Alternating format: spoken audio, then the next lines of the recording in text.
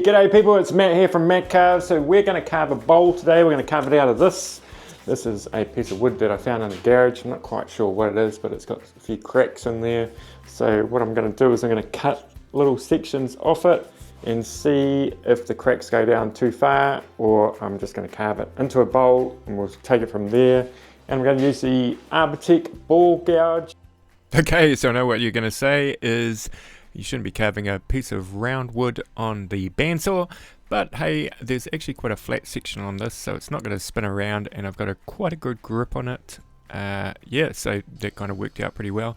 The cracks do go all the way through. There's a lot of punking in there. So this is going to be interesting. I don't think it's going to turn out to be a beautiful bowl. I think it's going to be very, what would you say, rustic. And I think what I'm going to do is I'm going to make the cracks kind of stand out as opposed to try and hide them. So yeah, we've started carving here with the ball gouge. Now I tend to move my body with the angle grinder and not the actual angle grinder. That seems to work out best. There's nice little slow motion shots of the ball gouge going around. So it's got a blade that goes all the way around and it scoops out the wood. You can sort of see there, that side's pretty good, but all over here is a little bit chunky, and the reason for that was because I didn't turn the piece of wood around. And now we're going to get rid of that. I tend to sort of like hack it out at the start, and then I'll sort of like refine it as I go along. And when I sort of like start refining it, I'll only touch it lightly and try and get sort of like smooth kind of rhythms kind of happening around the bowl.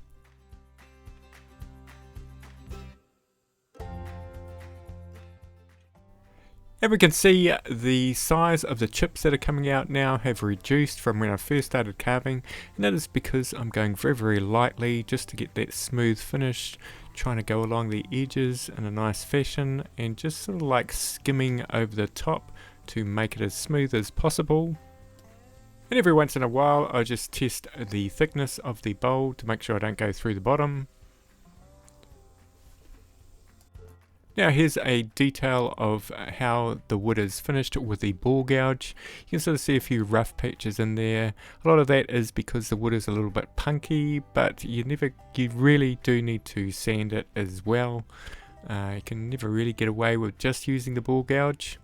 So today we're going to use the Arbortech contour sander and see how that goes. Now I haven't used this a lot, and what I do like about it is how it conforms to the different shapes. You can sort of see it bending around the corners there, and I think this is probably on the limit for how small you could probably go. It probably will perform a little bit better if the bowl was a little bit bigger.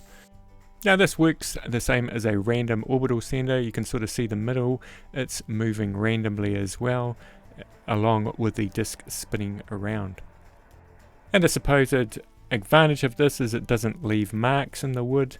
And I'm just having a look now at the how it's looking. It's looking alright. I think the punking in the wood needs to be taken down a little bit more.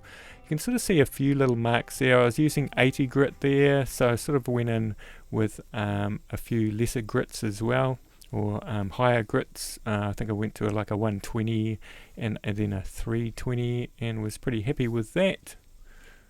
Now I like to use this little disc sander to finish off because it's a lot smaller than that Arbortech one, so it can sort of get into the sort of like the contours a little bit better, and also it comes with a lot of different grits, so it can go up to in the thousands of grits. So I use this just to finish off, and I gave it quite a bit of a mirror finish as well in the end with some polish as well, so it worked out really quite nicely.